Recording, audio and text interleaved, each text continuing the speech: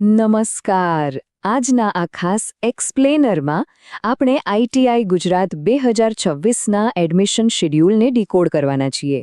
હા, સરકારી માહિતી અને તારીખો ઘણીવાર ગૂંચવણભરી લાગે, પણ આપણે તેને એકદમ ક્લિયર અને સ્ટ્રેસ ફ્રી રોડમેપમાં ફેરવી દઈશું. ચાલો ફટાફટ શરૂ કરીએ.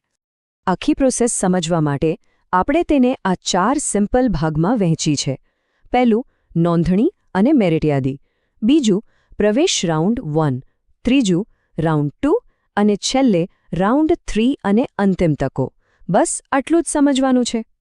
હવે સત્તાવાર નોટિફિકેશન મુજબ આખી પ્રક્રિયામાં કુલ 22 અલગ-અલગ સ્ટેપ્સ અને ડેડલાઇન્સ આપેલી છે.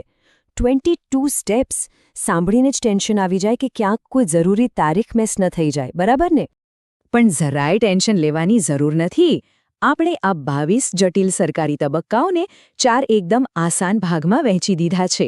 આ પ્લાન ફોલો કરવાથી કોઈ અગત્યની તારીખ ક્યારેય નહીં છૂટે.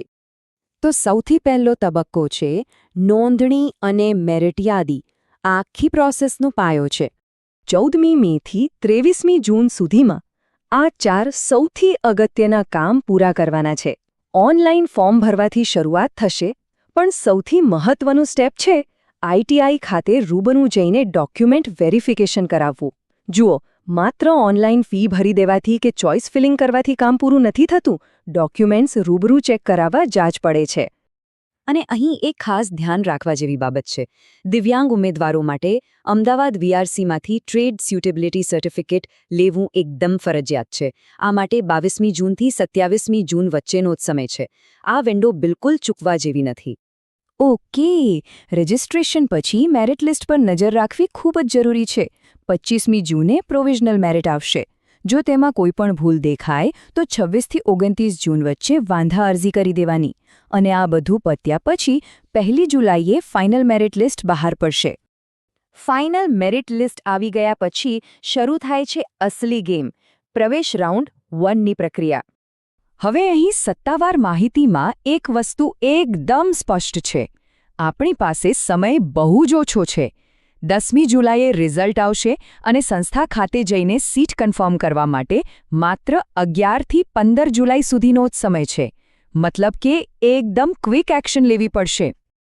ચાલો આને થોડું વધારે સિમ્પલ બનાવીએ. 10મી તારીખે રિઝલ્ટ જુઓ, પછી 15મી તારીખ સુધીમાં ફરજિયાત રૂબરૂ આઈટીઆઈ જઈને સીટ સ્વીકારી લો. અને હા, 16મી જુલાઈ સુધીમાં ઓનલાઈન ટ્યુશન ફી ભરવાનું તો ભૂલતા જ નહીં, નહીંતર એડમિશન કેન્સલ સમજો. પણ અહીં એક સવાલ થાય. જો પહેલા રાઉન્ડમાં મનપસંદ સીટ ન મળી અથવા તો રજિસ્ટ્રેશન કરવાનું જ રહી ગયું હોય તો શું ગેમ ઓવર? બિલકુલ નહીં. અને એટલે જ આવે છે પ્રવેશ રાઉન્ડ 2ની પ્રક્રિયા. 17મી જુલાઈએ ખાલી બેઠકોની યાદી આવતા જ આ નવો રાઉન્ડ શરૂ થાય છે. અગાઉના અને આ રાઉન્ડ વચ્ચેનો સૌથી મોટો તફાવત ખબર છે? રાઉન્ડ 2 એ ફ્રેશ એપ્લિકેશન માટેની છેલ્લી તક છે. અહીં નવું ફોર્મ ભરી શકાશે અને ડોક્યુમેન્ટ વેરિફિકેશન થશે. પણ આના પછીના એટલે કે રાઉન્ડ 3માં માત્ર અગાઉથી નોંધાયેલા ઉમેદવારો જ રીશફલિંગમાં ભાગ લઈ શકશે. નવું ફોર્મ નહીં ભરાય.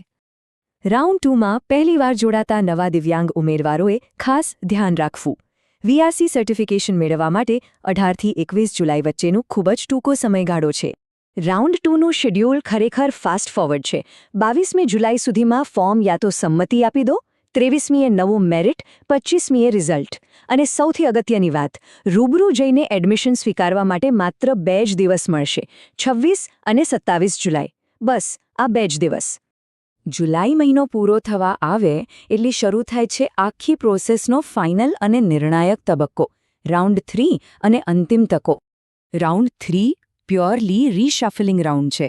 જેઓ પહેલેથી સિસ્ટમમાં છે તેમણે 29 અને 30 જુલાઈએ માત્ર ઓનલાઈન સંમતિ આપવાની છે. 1 ઓગસ્ટે રિઝલ્ટ આવશે અને ફરીથી ફી ભરીને એડમિશન લેવા માટે એ જ કડક નિયમ લાગુ પડશે. માત્ર 2 અને 3 ઓગસ્ટ એમ 2 જ દિવસ.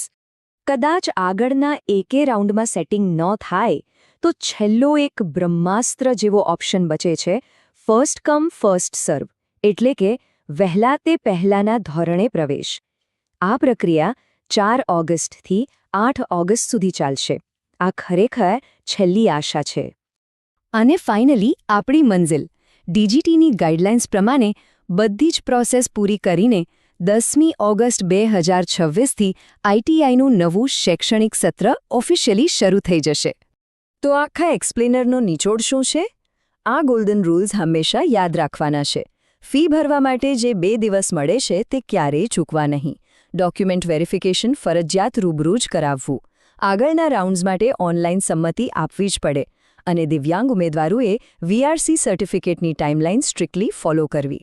જો 14મી મેથી કાઉન્ટડાઉન શરૂ થઈ જશે. આ માહિતીના આધારે અત્યારે જ બધા ડોક્યુમેન્ટ્સ અને કાગળિયા રેડી કરી લેવા જરૂરી છે, જેથી છેલ્લી ઘડીએ કોઈ દોડાદોડ ન થાય. તો શું આ શૈક્ષણિક સફર શરૂ કરવા માટે દસ્તાવેજોની ફાઇલ એકદમ તૈયાર છે?